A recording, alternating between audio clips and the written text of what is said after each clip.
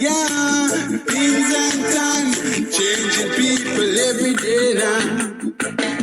Hey, we got the strength but no foundation. They got the mind but no solution. Say, how do we earn our bread? That's Changing People by Akila Barrett, son and nephew of the Barrett brothers, members of the original Wailers band. It's time for the Diaspora Junction with Donovan and Trisha. Yeah. Good morning, good afternoon to everyone, and thank you for joining us today. And with us is Dr. Gbollie. So we're going down to the motherland, Africa, specifically to Liberia, to speak with Dr. Charles Gbollie. That is Gbollie. We're just going to do a brief introduction now because Dr. Gbollie is going to introduce the Step Back Saturday topic. But what is most interesting about this conversation is that Liberia just celebrated their Independence Day on July 26th. Yes. And as we all know, Jamaica will be celebrating Emancipation Day on August 1st and Independence Day on August 6th. Dr. Gbollie, welcome, welcome, welcome. We'll do your formal interview after Step Back Saturday. Well, thank you so much. This is one of the best honors I can say I received this year. And it's a great privilege. Let me say greetings to you from the U.S. or other parts of the world, including Jamaica and Liberia. It's an honor to be on the show on this day. And again, it's a great privilege. Thank you very much. Yeah, we are happy to be here. Nice. Awesome. So for Step Back Saturday, Dr. Gbollie, which I had shared, usually, we'll talk about things that we did growing up in Jamaica. But as we're having you on, we'd love to hear about an experience or two that you had growing up in Liberia.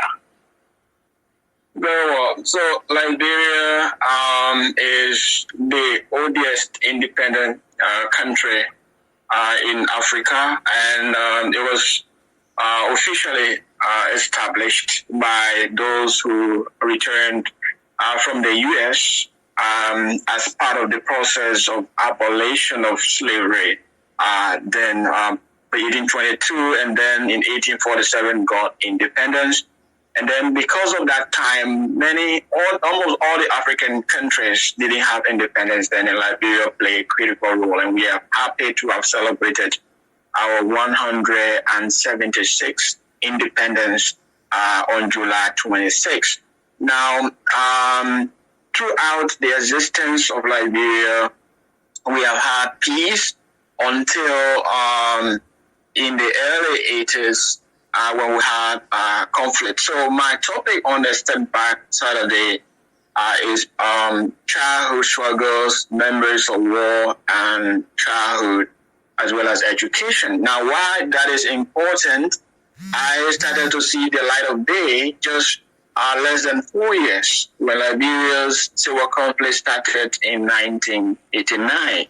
And that to me was something because, growing up, I found myself in a different land, in a different country, and going through different challenges of life, survival, delay of primary education, and so much more. So I just think that, it's something worth talking about because we don't choose our coming in this world, in fact, which country we come from and how our coming will be greeted. And mine had just happened to be greeted by childhood struggles. And, that is just members of war, childhood, and getting education. Now, one thing I can say first is that it was challenging because when you are given birth to and then just a few years, you move in another country, the struggle for survival, not just shelter, but food and water and different challenges. So it was very tough. Even from a very young age, you have to start doing some menial, just some other work. At 6, 7, start doing other work, including selling wood and other stuff. So I believe it was it was actually a big struggle. And I want to add to the story that, adding to the challenge, being born in a rural community is getting education. Now, education is a right globally, but this right in rural communities is somehow challenged. And to make the matters worse, being born during the conflict. So there was a serious delay in this process of getting even started. And being from a family of 7, including me, even the parents thought that all the children can make it, of course, being in a refugee country.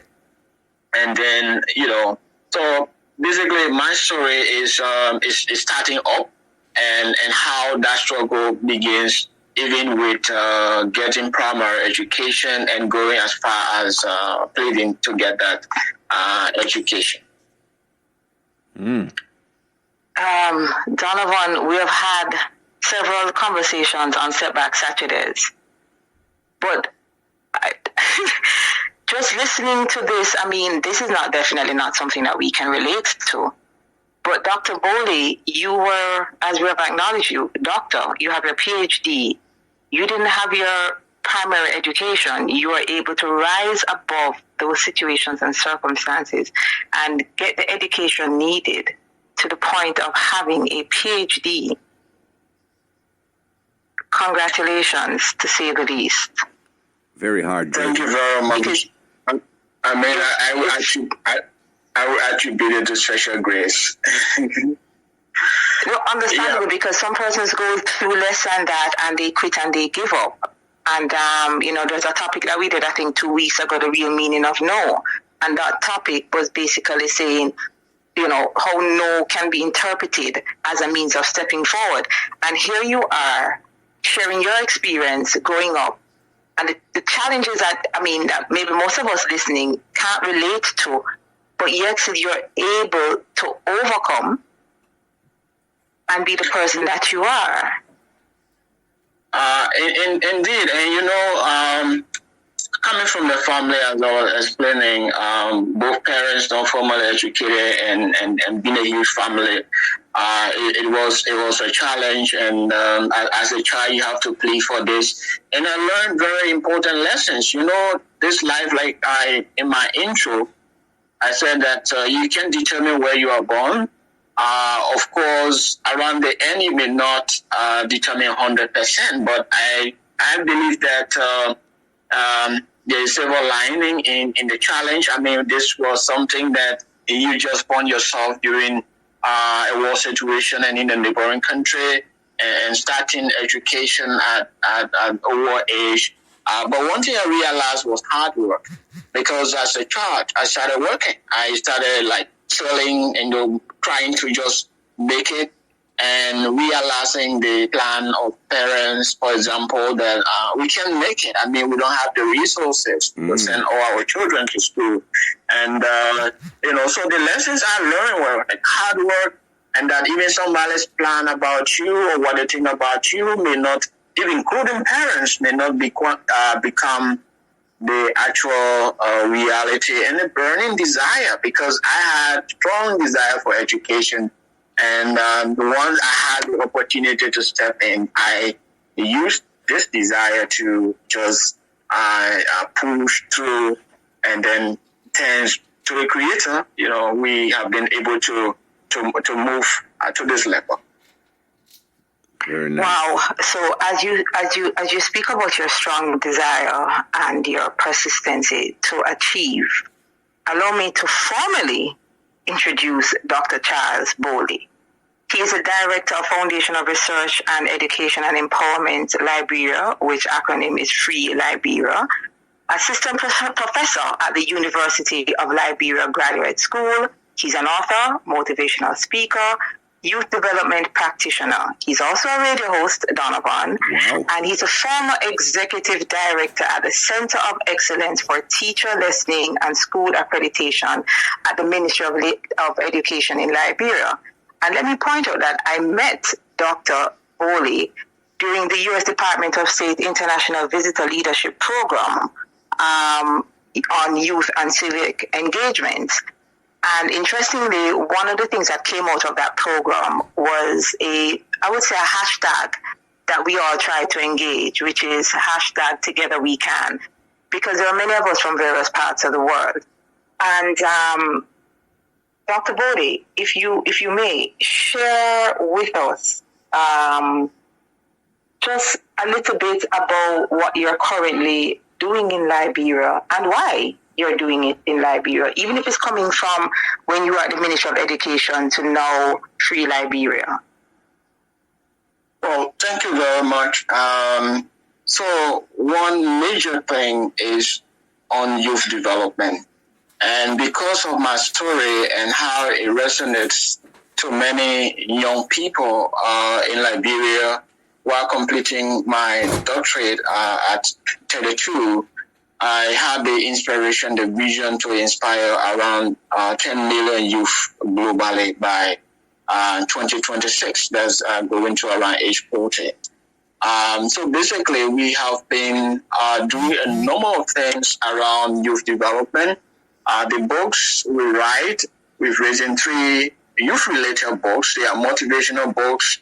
The first one told the story of my life. The second one, how to transform your mind to become somebody. And the third one on overcoming challenging situations you face in life. So that's one area. And under this youth development, we have radio programs currently, and we are creating contents that have been given to radio stations to spread messages. We have social media platforms that will have young people here, including in Asia, who are also be motivated using these, including YouTube. So one major area we are making contribution is around youth development, providing different programs, mentorship, and we just started a school on building value and success principles among young people and that. So that's one major area of my major focus right now is on youth development.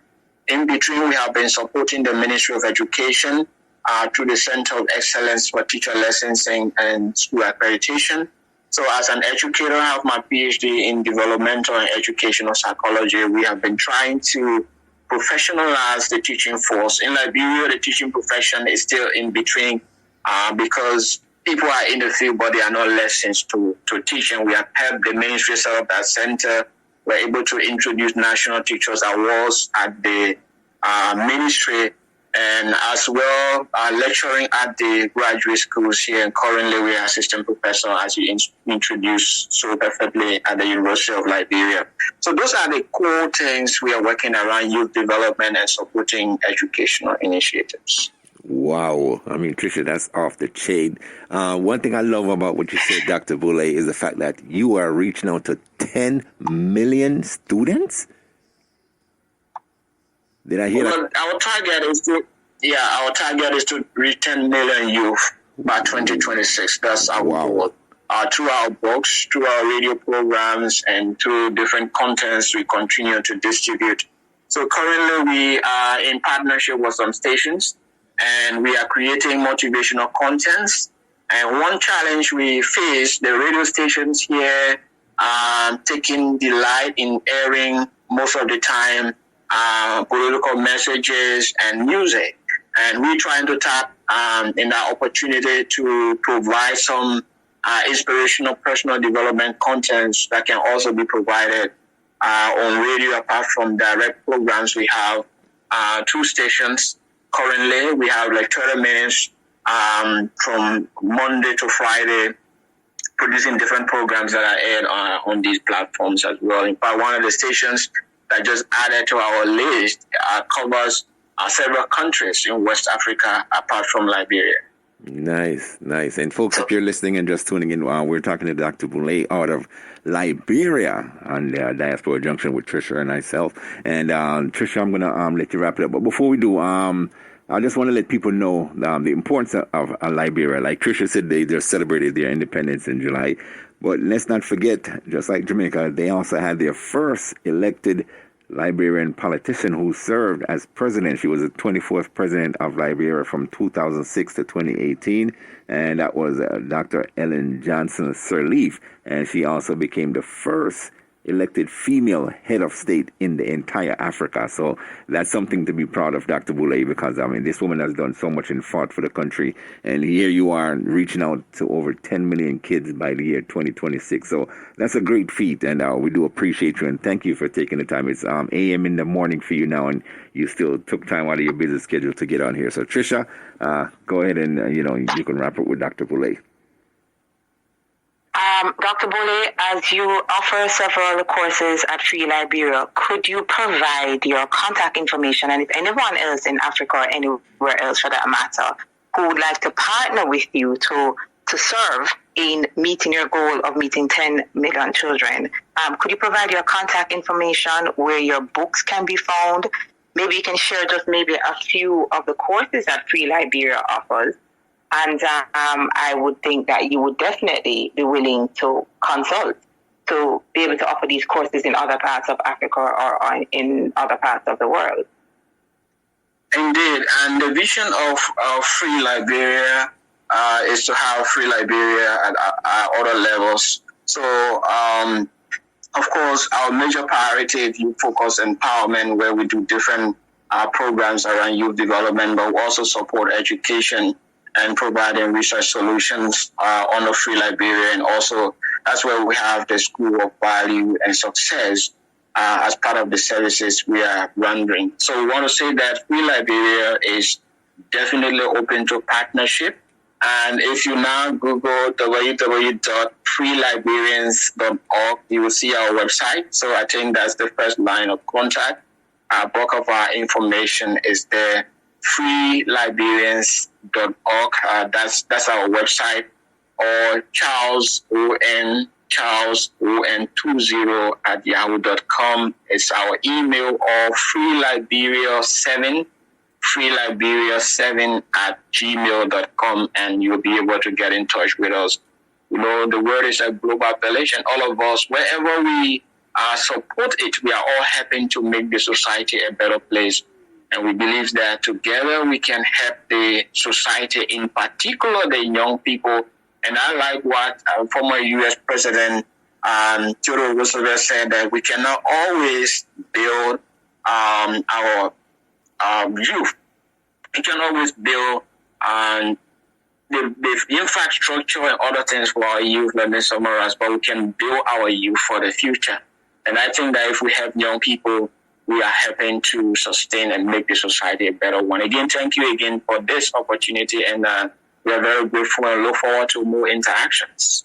No problem. Yes, we definitely got to bring him on. Definitely. Got to bring him on back again. That's a wonderful thing. And the work that he's doing and putting in, I mean, that's second to none. And of course, we applaud you, my brother. All the great things you're doing in the motherland and trying to reach. I mean, that's what gripped me, Trish, was the fact that he said they want to reach 10 million children by 2026. I mean, that's amazing. Yes, and with partnership that can be done, because as I said, the hashtag from our program, #TogetherWeCan. And Dr. Gbollie, I know it's bedtime for you, and again, on behalf of Donovan, we thank you. We do look forward to another conversation with you. And can you just remind us of the website again, please? All right, thank you. And I must say that I'm also an alumnus of Mandela Washington Fellowship, and thanks to the U.S. Department of State, I have benefited from 2 of their major programs, and I'm very grateful. And all these help to strengthen us. Again, our website is www.freeliberians.org. Free Liberian, FREE Liberians.org. That's the website.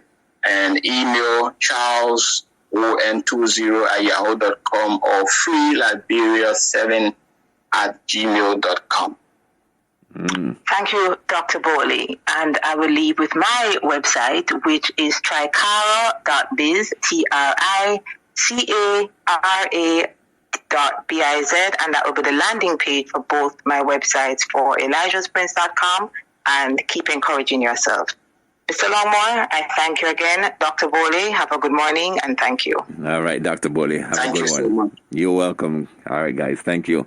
Beautiful, beautiful session, of course. The man all the way from Liberia. Again, Diaspora Junction is an international program where we talk about things in the entire diaspora, not just here, but throughout the world. So, again, folks, special greetings and blessings goes out to Trisha and Dr. Gbollie. As we continue right here, it is a festival weekend, and we are here on 88.1 Fresh FM Radio London and Crown Jams FM and UFDV Radio. We're also going to say greetings goes out to the man Dan P. Of course, you know, some